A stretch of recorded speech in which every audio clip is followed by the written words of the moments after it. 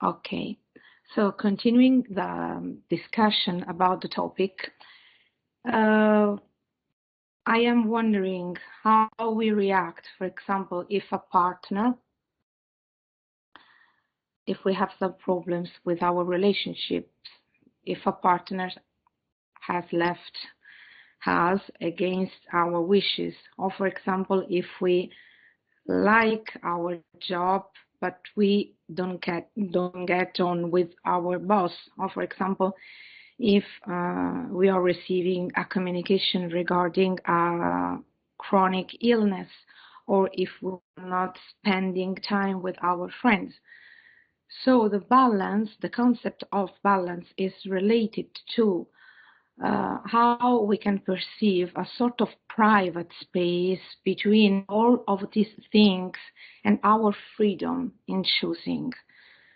If we are trying to choose something around us in the world, or if we can try to choose how to manage it in our inner world, how to change it starting from our reaction. It means that we can hear music and for example, there is a difference between hearing music and listen to music. It is the same with our emotions, okay?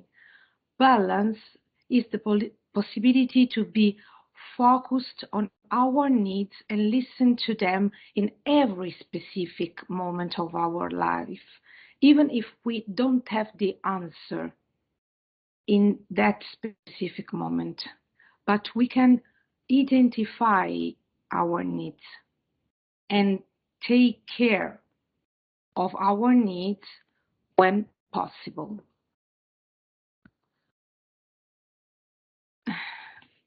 Finding ways to communicate with you during this webinar and also building the webinar for you, I was remembering this wonderful man. I love this man. He's one of my teachers, and I was wondering for myself, how can I merge different themes in my life?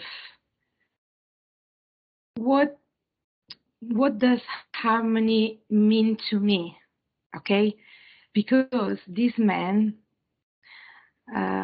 dedicated all his life to his love, music, but also to his family. And he was able to merge different themes in his music, creating amazing music, a wonderful way to communicate to all the world. So, what is harmony?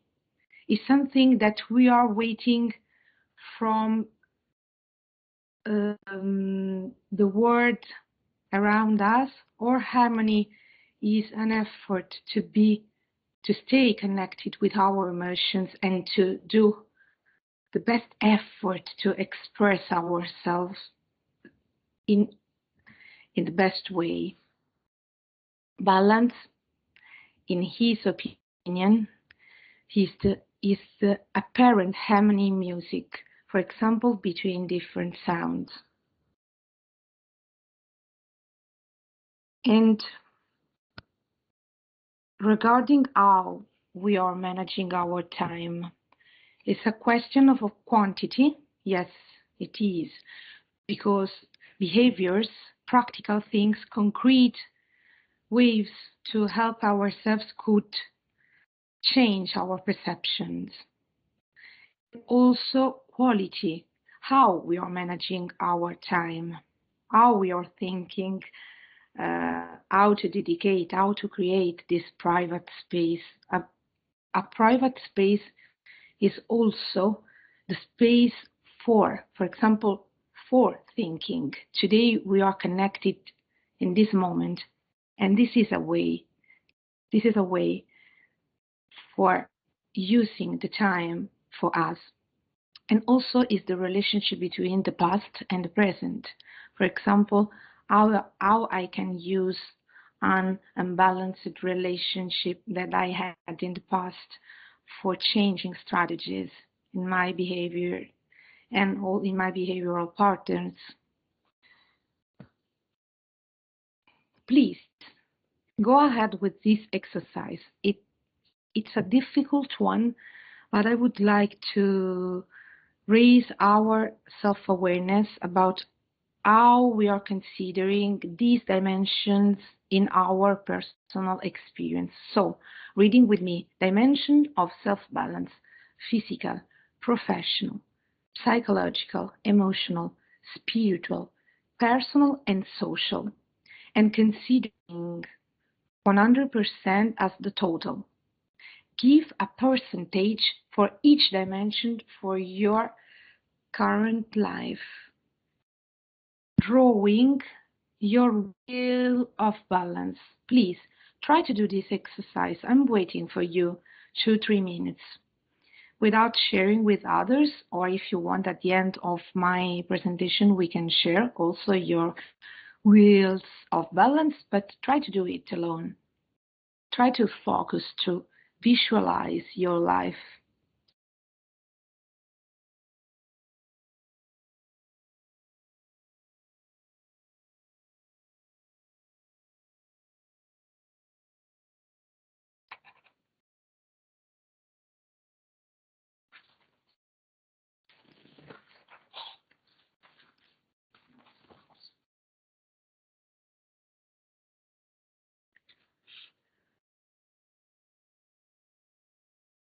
Yes, I'm agreeing with you.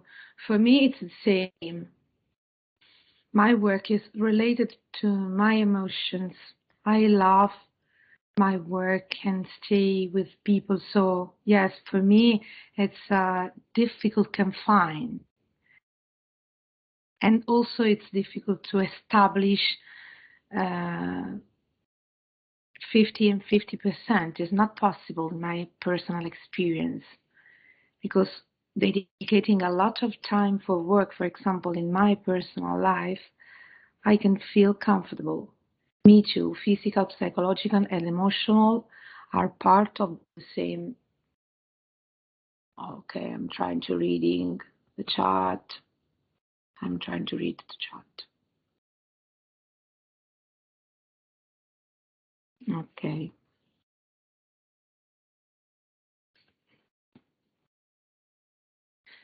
Social has gone during pandemic. Yes, I can understand you, but we hope that the future could be different, and we are fighting for our social spaces in this moment, for example, online, staying together, stay together.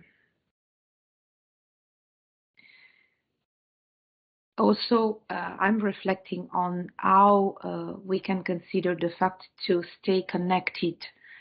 This is a way to stay connected, even if it's not in person.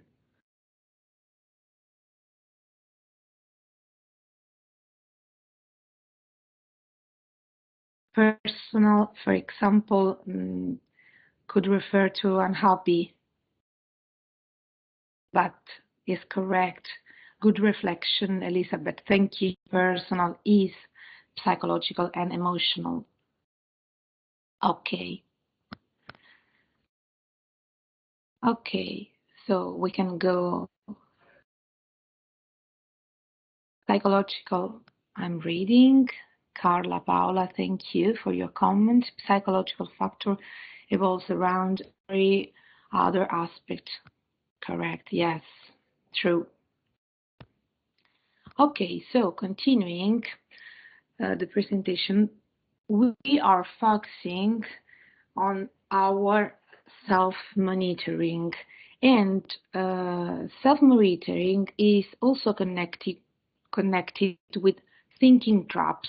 Now I'm showing you some common and automatic thinking traps that are connected with negative feelings and also negative thinking, because naturally we are used to imagining stress as a physical reaction, But speaking about the brain consequences, we could be affected by thinking traps. They are very common, okay?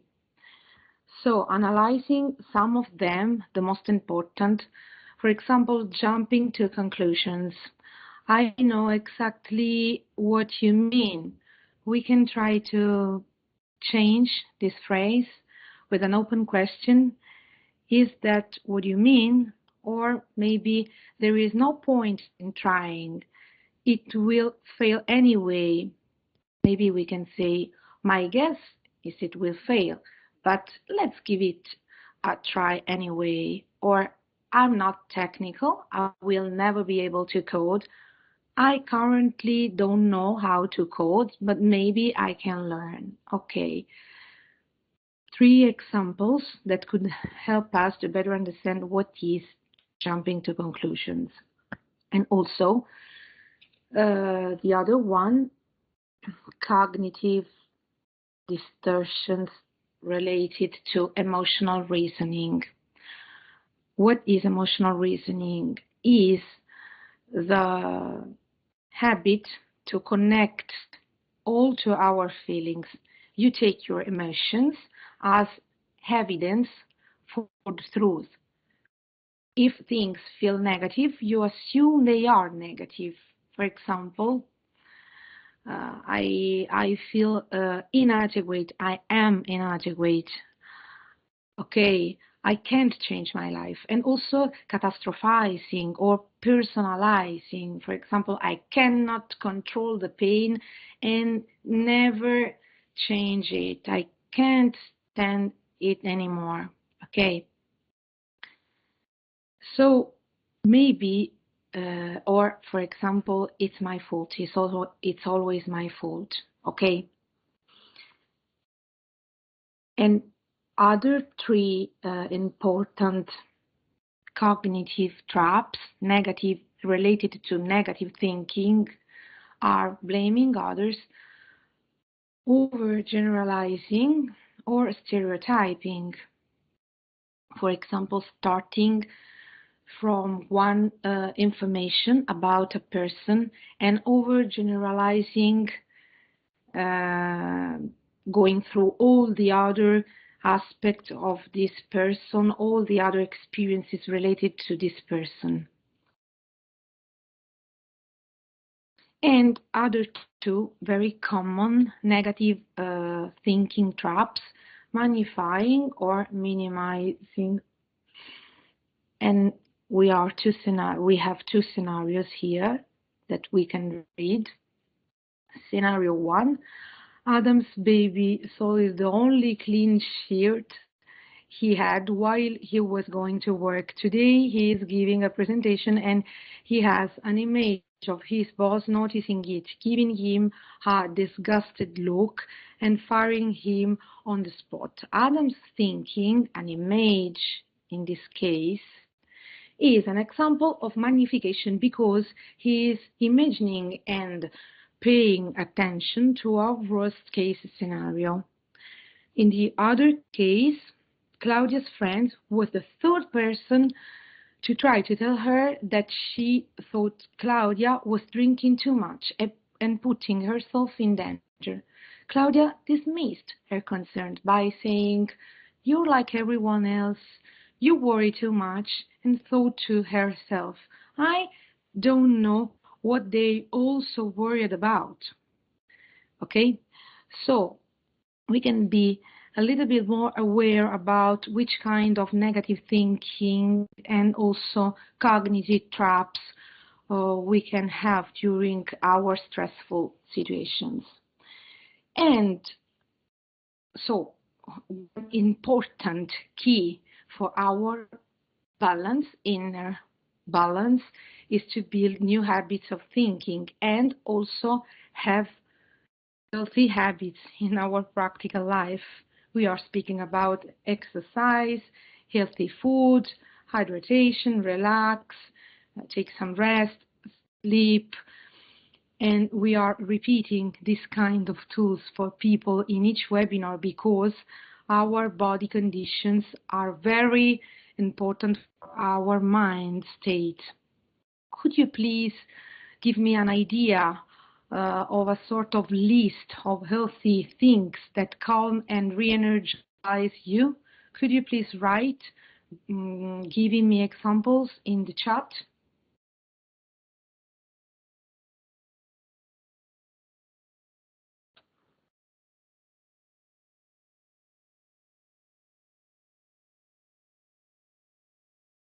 Okay, thanks. Hugging my kids, yes, of course.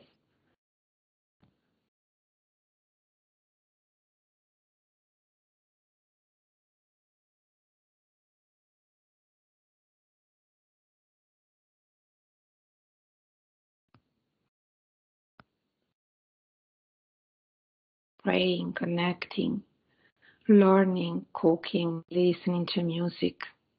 Wonderful. Thank you. Thank you so much. It's wonderful to read about you. Breathe, walk, move away from desk. Wow, yes. This is important for me to move away from my desk. Sometimes it could help. Laughing, yes, fantastic. Okay. So, we are speaking about all the ways that we have for change, starting from our inward something in relationship to the situation. And also we can analyze common scenarios of being out of balance and feeling chronic stress. And I am repeating common because they are common. We are all involved in a traumatic condition post-COVID. So we are all facing this kind of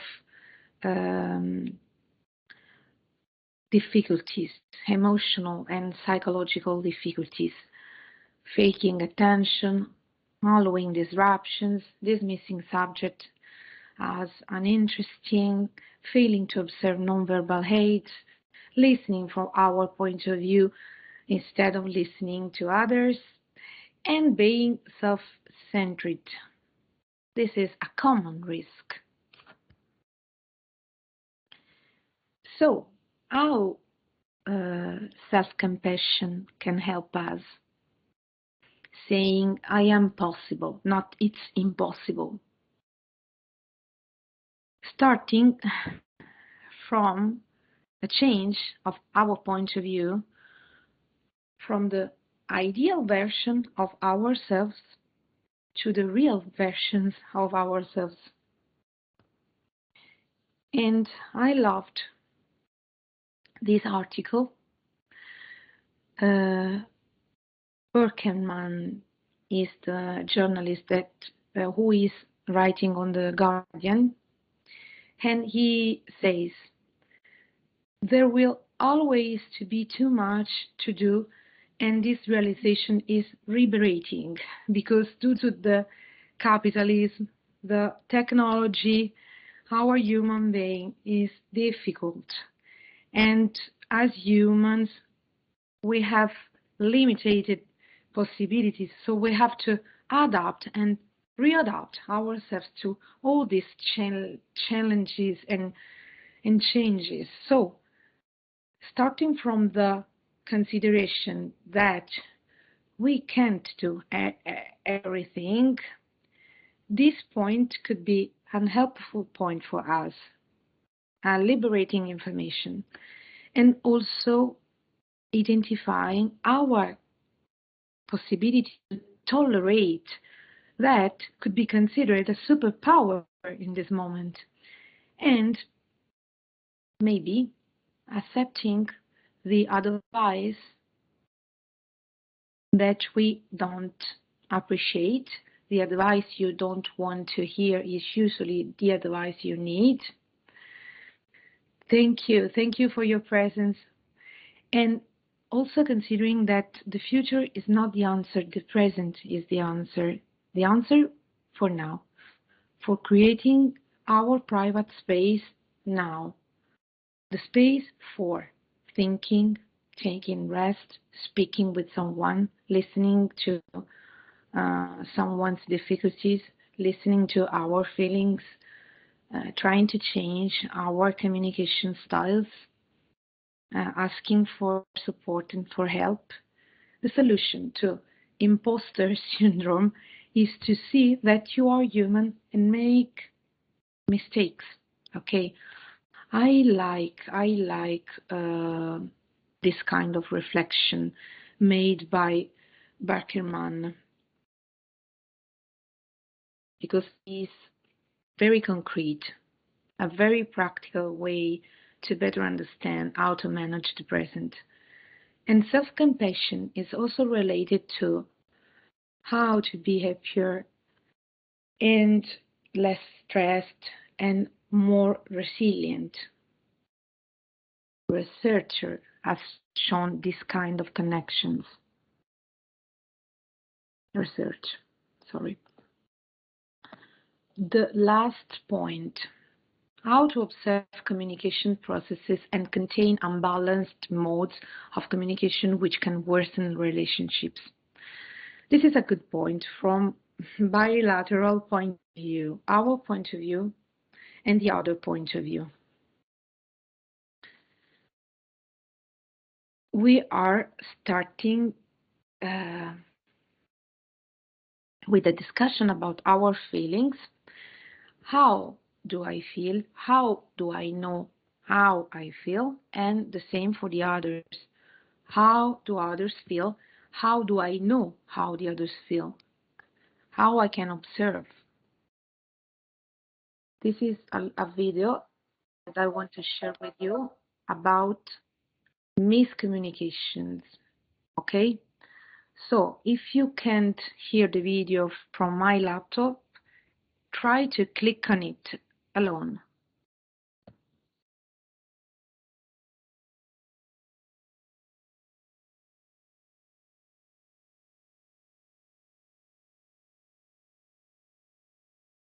Thank you.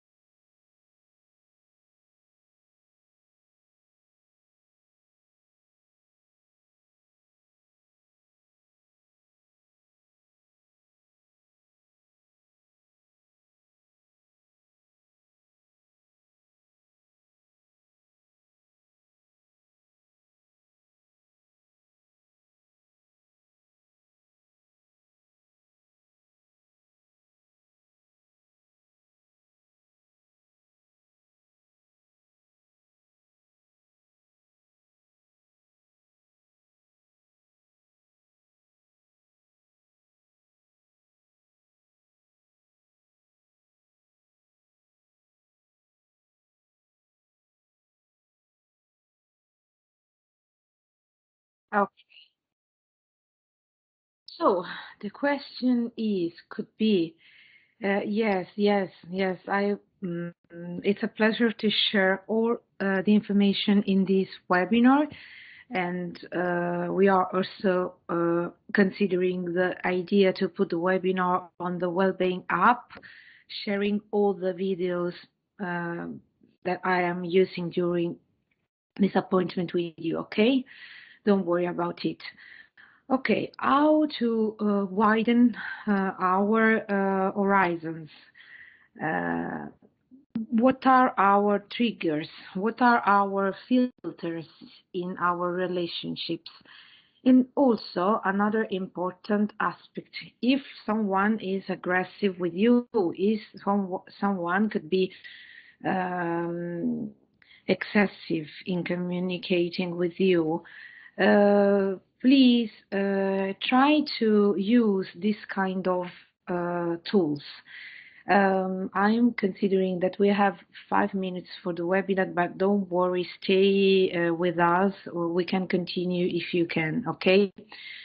Um, what do you do in that specific moment to really shift the dynamic of a negative conversation?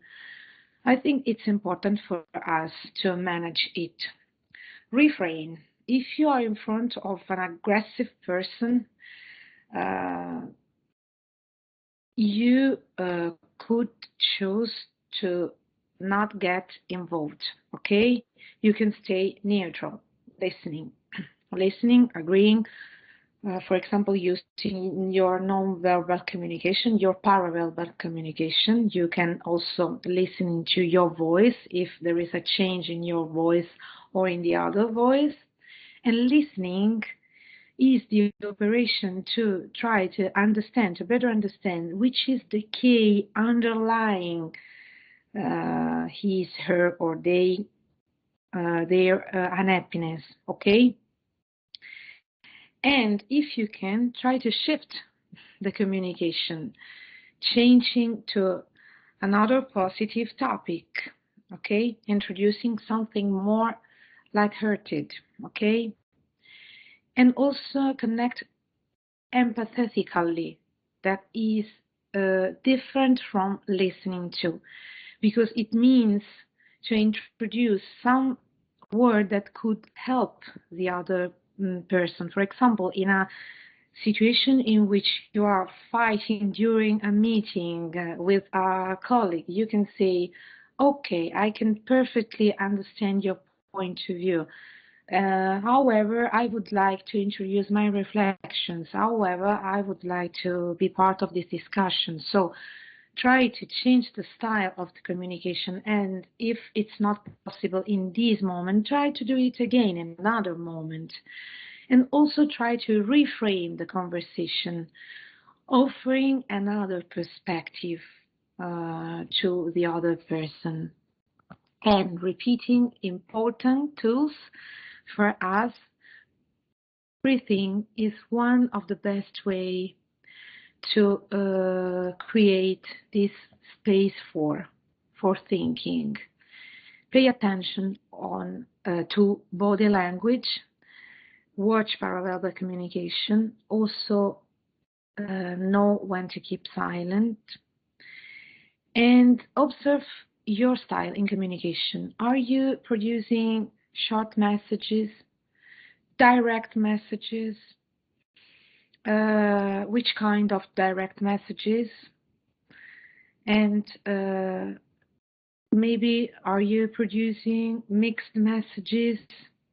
Show that you care, show that we are in control. Um, so,